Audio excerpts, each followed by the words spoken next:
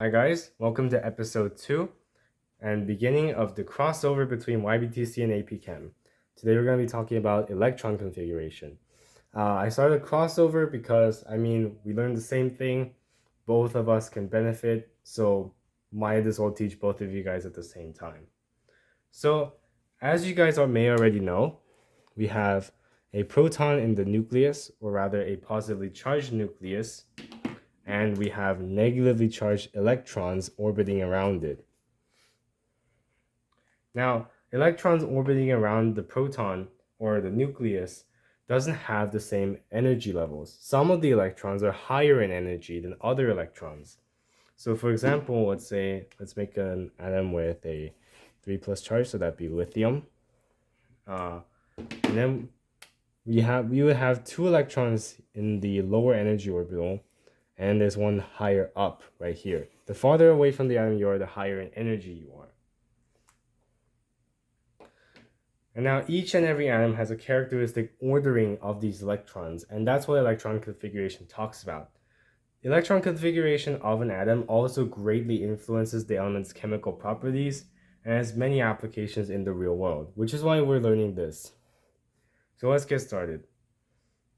Now first we need to talk about electron shells. So let me bring up the periodic table real quick. So here's the periodic table. You can see that we have these rows on the periodic table. And these rows aren't there for nothing. These rows actually mean the number of electron shells an element has. So hydrogen's on row 1, as you can see. That means that hydrogen has 1 electron shell. Lithium is on row 2. Lithium has 2 electron shells, and so on for each and every element.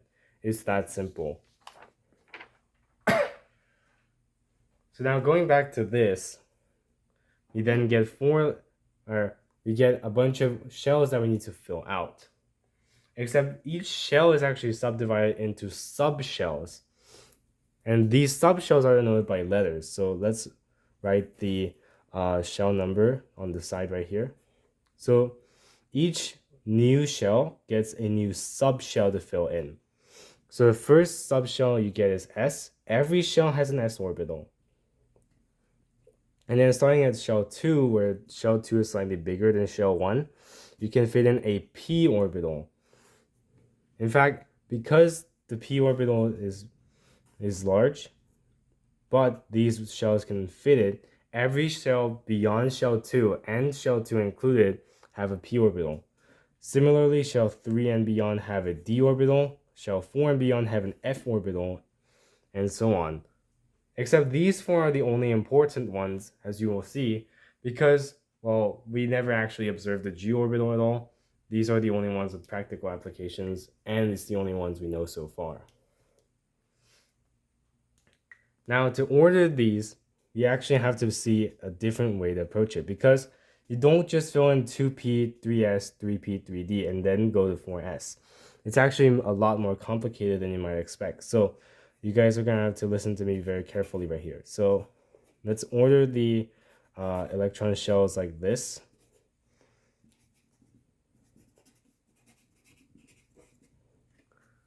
So when you order it like this, actually let me add a few more shells for the sake of showing you guys.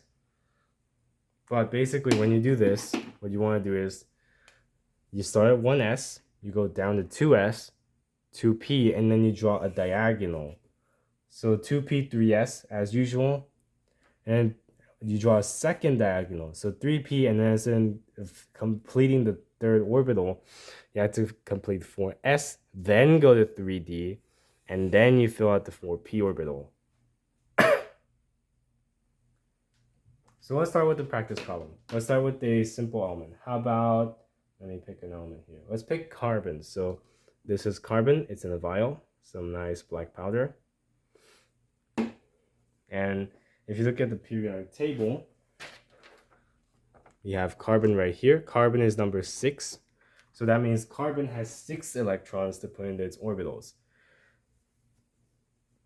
Now, because we want to have a stable orbital, or the so-called ground state, the lowest energy state, we want to fill it in down the bottom, 1s, to the top. That's called the Aufbau principle. Let me write that down here.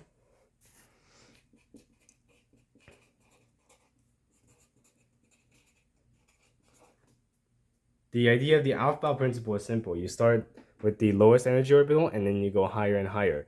It's like stacking a building, right?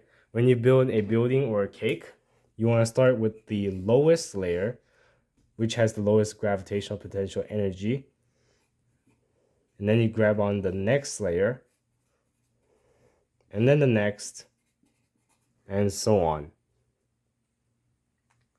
So with this simple principle in mind, let's start filling up carbon's electron shell.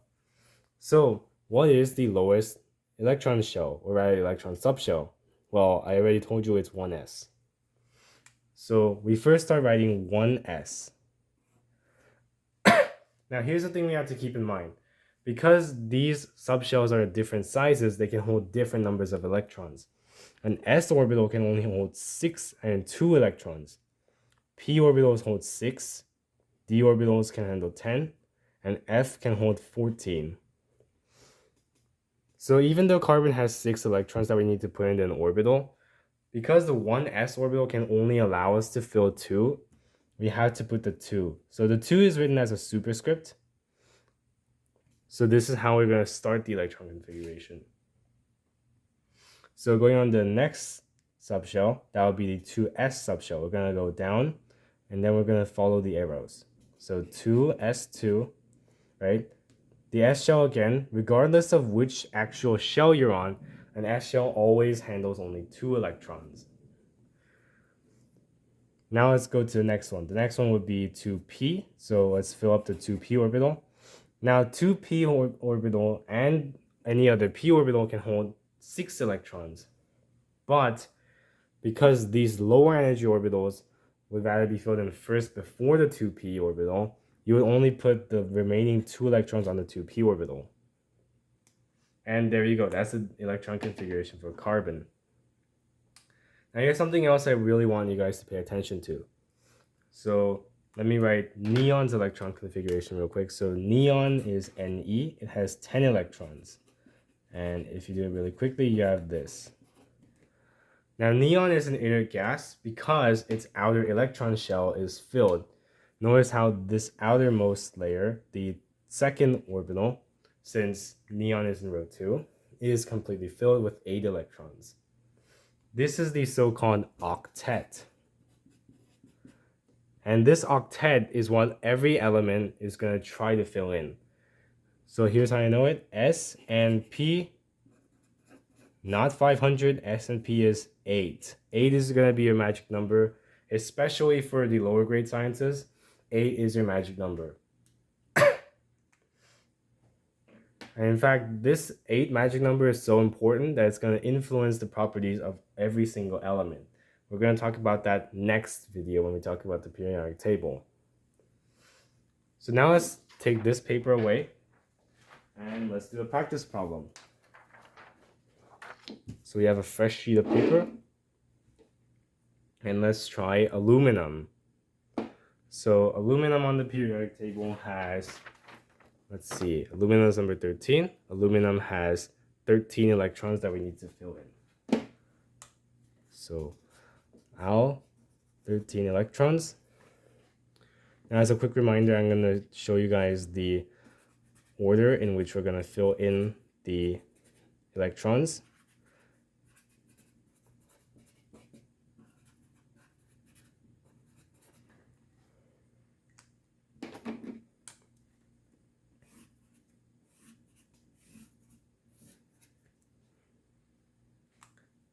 And now what I want you guys to do is, I want you guys to pause the video and write out the electron configuration for aluminum. So if you're back, we're going to follow the exact same procedure as we did with carbon. Remember, every single element has an electron configuration, but the way you fill in the ground state configuration, which we're going to be learning right now, is exactly the same. So first we need to start off with our lowest energy orbital. Remember, we're following the Aufbau or stacking up principle. Let's start with 1s. So we have 13 electrons to fill in, but the s orbital can only handle 2 electrons. So let's completely fill it in. We have 11 electrons left. We go on to the next 2s orbital. Again, another s orbital, so we can only legally put 2 of them in there. Now you have 9 electrons left. Next, we come across our 2p orbital. So this p orbital is much larger than the s orbital. And remember, it can hold 6 electrons. So let's completely fill that in. Now we only have 3 remaining. Next in line is 3s. And because it's another s orbital, you guessed it, you can only fill in 2. We're so close, but you can only fill in 2. And then finally, it's only until the 3p orbital that we finish our electron configuration. This is aluminum's electron configuration. Now to find out the valence electrons of aluminum, we want to find the extra electrons on top of the core electrons. Let's talk about that in a little bit. Before that, let's try an even harder example. Let's try iron. So here's iron, bunch of nails here. Let me refocus. There we go. There's nails. If we pull up the periodic table again, you can see iron right here. Iron is number 26. So we need to fill in 26 electrons. I want you guys to try that as well. All right. So this is where it starts to get a little tricky. So I want you guys to hold on. So 25 E minus. Let's speed run the first part because we're already kind of used to it, I hope. And now we get to the 4s orbital. Now we feel like we should be going into the 3d orbital, but when the 4s and 3d orbitals are both empty, the 4s orbital takes priority. So we actually 4s, and then we put 2 electrons up here. And now we fill up the 3d orbital, which we put 6 electrons in.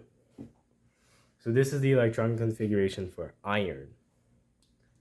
Now, as you can see, as we go to the next shells, it becomes increasingly harder and time-consuming to write the full electron configuration. So, as a shorthand, we have the noble gas method. Basically, for the noble gas method, what you have to do is grab the periodic table, and then go to the noble gas right before iron. So iron's right here. We scroll back, and then we find argon. So argon over here is the last noble gas before iron. So first we get argon's electron configuration. So argon has 18 electrons. If you fill it up, that's this. And notice how these two align exactly with each other.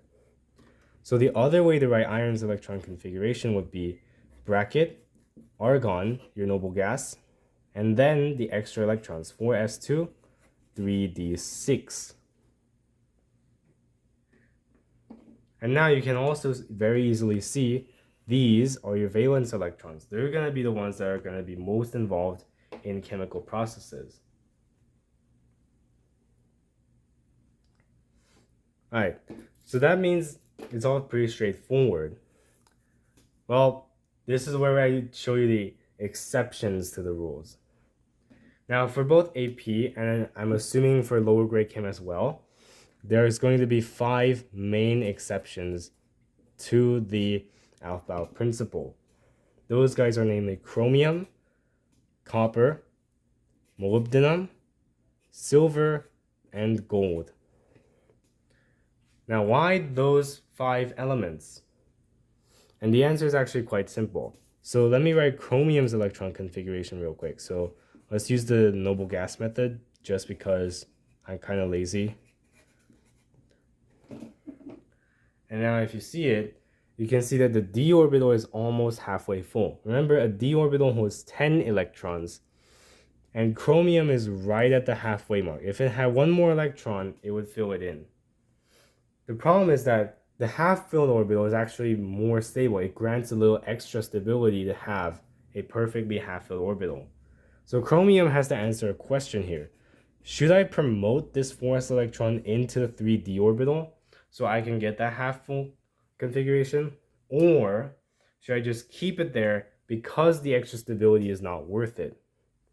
For chromium, that answer is yes. You should promote that 4s electron because the stability of that half-filled d orbital is enough to compensate for your losses of promoting that electron. Now, the reason why tungsten isn't on this list, even though chromium, molybdenum, and tungsten are all in the same column, is because for tungsten, the gap between the 4s and 3d orbital, or rather for tungsten that'd be the 6s and 5d orbital, is too large of a gap that the half-filled orbital cannot fully compensate for the losses. So tungsten is actually your normal alpha principal, but chromium and molybdenum are going to be the half-filled orbital. Now let's look at copper. So copper is Cu, and its electron configuration looks like this, at least according to the Aufbau principle. Now you can see now copper has almost a full electron shell in the d orbital. So now copper answers its own question. Should I fill up this d orbital by promoting the 4s electron? Or should I keep the 4s electron here? For copper, the answer is yes, I should, because this full 3d orbital is going to give me extra stability. So those are your main exceptions to the Aufbau principle, but it's only 5. There are more, but they're unimportant, so you don't have to know them. Now, let's talk about why this is important to learn. And the first main reason is because it affects an element's chemical properties. So let me grab another sheet of paper. Give me a sec.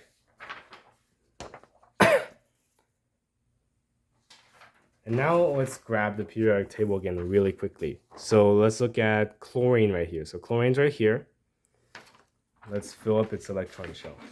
Feel free to pause the video anytime and try the electron configuration of any element I hand to you guys. But on screen, I'm going to be just doing it at this point because I'm sure you guys are used to it. So chlorine has the electron configuration of neon. And then on top of it, it has a 3s electron, or 2 of them. And it has 5 3p electrons. Let's go ahead and highlight our valence electrons in red.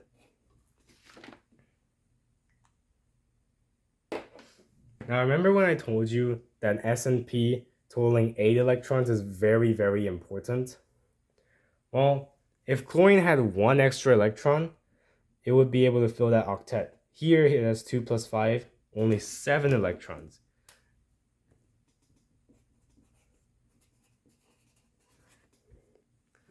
But chlorine doesn't want 7 valence electrons. It wants that full stable octet. And because of that, chlorine has a very strong tendency to pull in an extra electron. So we have that electron. If we add it in, we get the chloride ion, which it wants to be. In fact, this is table salt. This is what chlorine wants to be like. So this raises a whole new set of questions. How do you make the electron configuration of an ion? And that's actually a really simple question. In general, if you're making a cation, i.e. removing electrons, you should start with the outermost or highest energy orbital. And similarly, if you're adding electrons or making an anion, you should put that extra electron into the highest orbital. So for chlorine, this is going to be a really simple example. We get neon's electron configuration, 3s2. And since we add an extra electron, we put it into the highest not fully occupied orbital. In this case, our 3p orbital. So now we have 3p6 as our electron configuration for chloride. Now if you notice, that's going to be the exact same as argon. And because of that, chloride is now happy. Now let's try it for a cation. Let's try, say, sodium. So sodium has neon's electron configuration and a 3s electron. Again, this is its only valence electron. Now if it loses that valence electron, it would have that stable, quote, noble gas configuration. It would be perfectly stable. So what sodium wants to do is it wants to get rid of this electron. And when you do that, all you have to do is cross it out. And then what do you get? When you put Na+, you get the same thing as neon's electron configuration. Actually, this is technically wrong because even for noble gases, you have to go down to the noble gas of 4. So we have to put heliums. But because this is identical to neon's electron configuration, sodium is stable. It's all happy now. Now let's try a slightly harder example. This time let's go to a transition metal. So for example, let me bring out, say, one sec.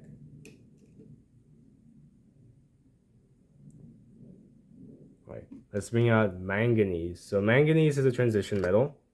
You can see it looks like this. So first I want you guys to figure out manganese's electron configuration. So if you did it correctly, manganese should have argon's electron configuration and 2 4s electrons and 5 3d electrons. Now let's say manganese lost 2 electrons and created manganese 2 plus ions.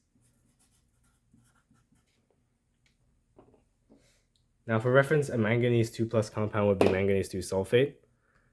It makes these nice pink crystals.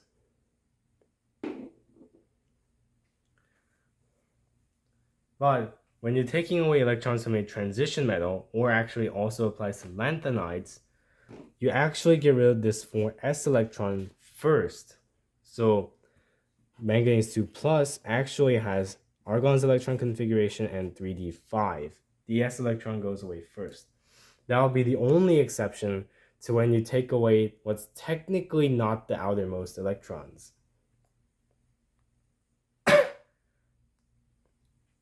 Now let's do some practice problems. So let's start with something simple. Let's do sulfur. So let's start with the electron configuration of neutral sulfur. Now, pause the video and try to figure out the electron configuration for a neutral sulfur atom. So if you did it correctly, it would have been neon's electron configuration. And then we stack on top of that a 2 3s electrons and then 4 3p electrons. Now we're going to put 2 electrons onto sulfur. So we're going to make an ion called sulfide. Now what's the electron configuration? Well, now we need to find a place for those 2 extra electrons. So what's our lowest unoccupied orbital? Well, p orbitals handle 6 electrons, and clearly the p orbital is not full yet. So let's try and put the 2 electrons into the p orbital.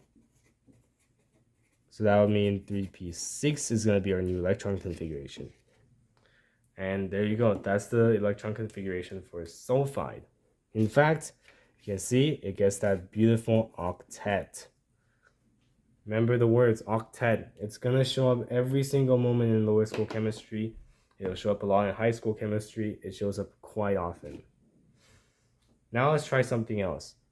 So I want you guys to remember copper's electron configuration from earlier in the video. So copper is an exception. Copper has the electron configuration of argon and only 1 4s electron because it promoted the electron to the 3d orbital to fill out that stable 3d10 configuration. Now, copper's most common oxidation state, other than 0, is 2 plus. So what will be the electron configuration for that? Well, first you have to get rid of 2 electrons. But the problem is that this 4s electron, which should leave first, there's only 1 4s electron. So what do?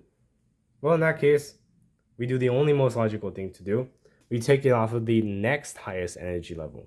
So we would be extracting another electron from here. So there's no need to panic. Just put argon. This guy's gone. And then 3d9.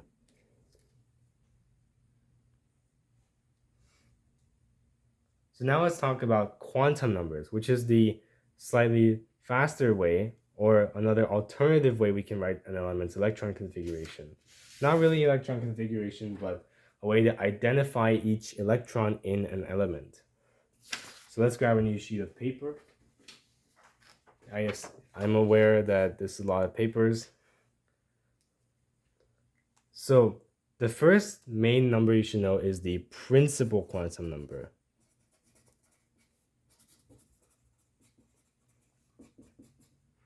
That has a symbol of N. N is actually the same as whatever row your electron is in. So for example, if it's say row 2, N equals 2. If it's row 3, N equals 3, blah, blah, blah. Next, we go to the so-called angular momentum quantum number.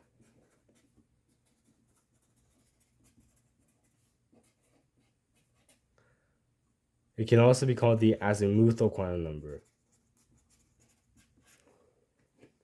And the azimuthal quantum number has L as its symbol. The azimuthal quantum number can be any number that is 0 up to n minus 1. So L can be 0 if n equals 1. If n equals 2, L can be either 0 or 1. The next is the magnetic quantum number. That would be M with an S as a subscript. And this is going to be any integer between negative L and L. So if L is 1, we have negative 1, 0, and 1 as our magnetic quantum number. And this is true for any other L. Finally, our spin quantum number, which would be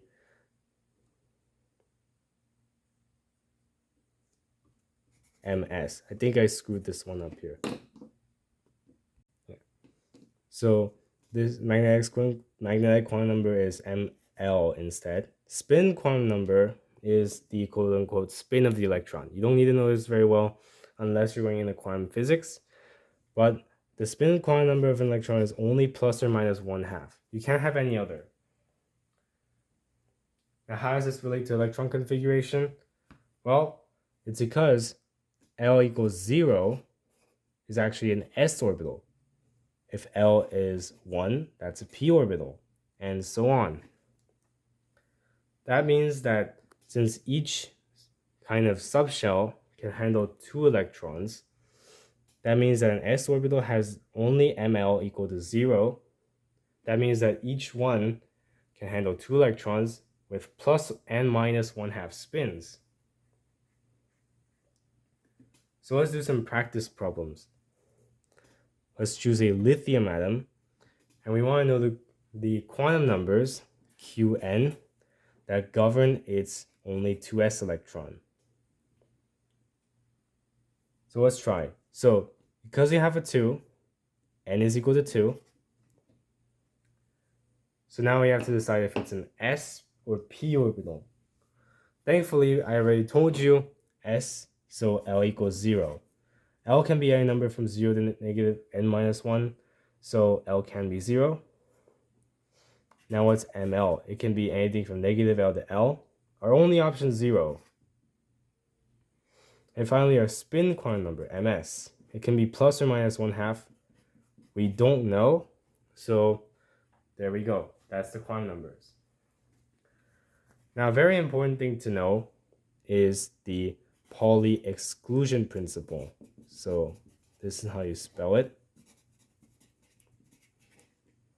It states that in the same atom, no 2 electrons can be governed by the same set of quantum numbers. So if you get lithium's 1s electrons, so here, at least one of the quantum numbers have to be different. So that's why lithium's 2 1s electrons have different spins, plus half and minus half. The other thing you need to know would be Hund's rule. Now, Hund's rule is actually better shown in a different way. So let me actually draw it that way. So we can actually draw electron configuration like this.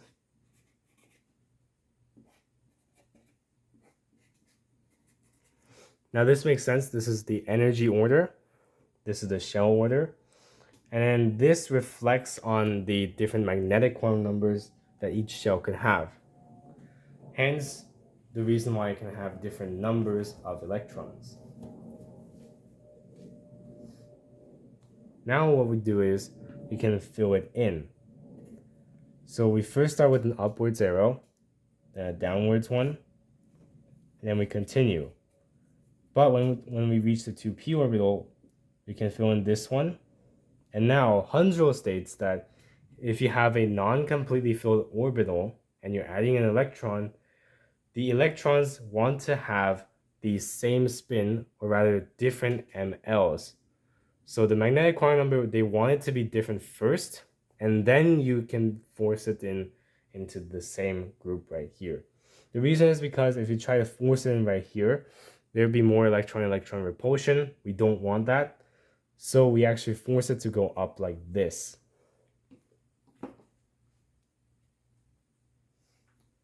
And to end our video, I'm going to be talking about photoelectron spectroscopy.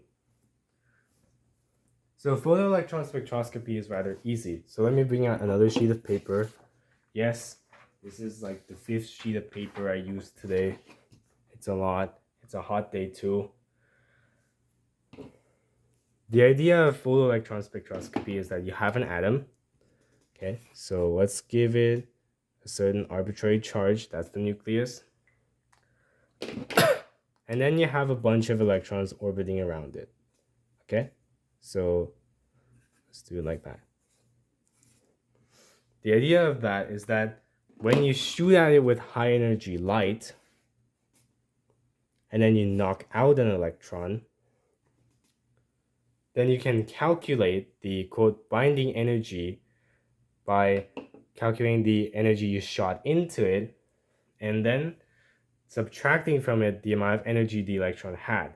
The reason is because if the electron has more energy, that means you invested a little less into actually knocking it out of the atom, and vice versa. When you do photoelectron spectroscopy, you can actually get a graph like this, where you get binding energy. Here's low, here's high, and then number of electrons. And then you can get something like this, where you can have peaks at each binding energy. And you can actually use this to ID elements as well. So that means that the highest binding energy would be the lowest energy electrons, or the lowest shell. So that means that this might be a 1s electron. Now we can count by the relative number of electrons that there are 2 1s electrons. Makes sense. And then the next highest binding energy would be next subshell up. So this would be a 2s electron.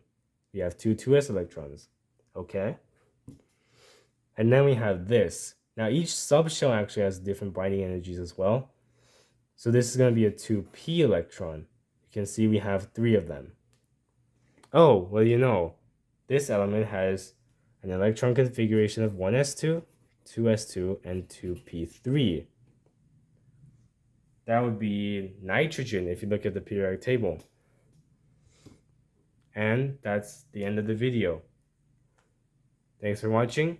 See you guys next episode.